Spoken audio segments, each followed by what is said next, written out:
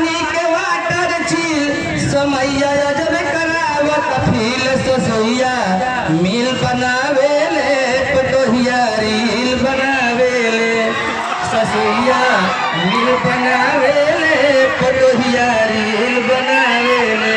इस समय के मांग तो लोग पूछेला ओकरा लइकवा से ओकरा माने हस्बैंड से कि बबुआ ई का करतरी। बेटा से पूछाला कौन बात सर्विस हो बात सुने लागल इनकर पावर बाट सीज हो।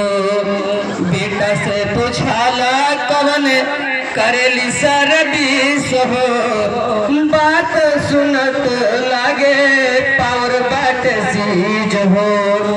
रहन सहन के बैंड बजा के रहन सहन के बैंड बजा के गुडविल करावेले पतोहिया रील बनावेले ससुइया मिल बनावेले।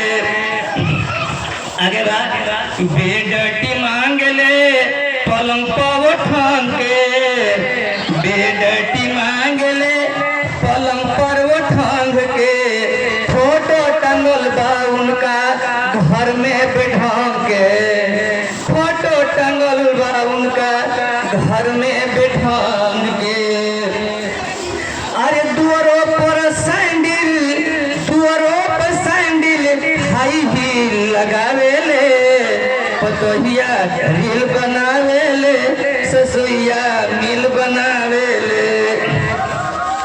तो लोग और पूछेला कहे हाटन कहे हट नया पेन्हे फाटल जैसन कपड़ा कहे हट नया पेन्हे फाटल जैसन कपड़ा आवेले कुबेरा पूछला पकड़ला खड़ा। कहे हट नया पेन्हे फाटल फाटल कपड़ा आवेले कुबेरा पूछला पर करेला खड़ा। शर्ट पैंट टाइट नहीं ढील पहनले पतोहिया रील बनावेले ससुइया मिल बनावेले।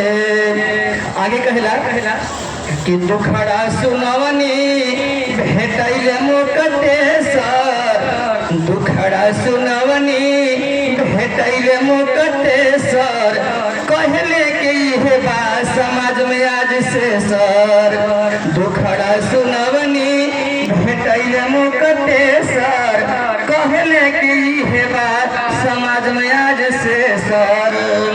ऑडियो वीडियो खूब रील बनावेले पतोहिया रील बनावेले ससुइया मिल बनावेले पतोहिया।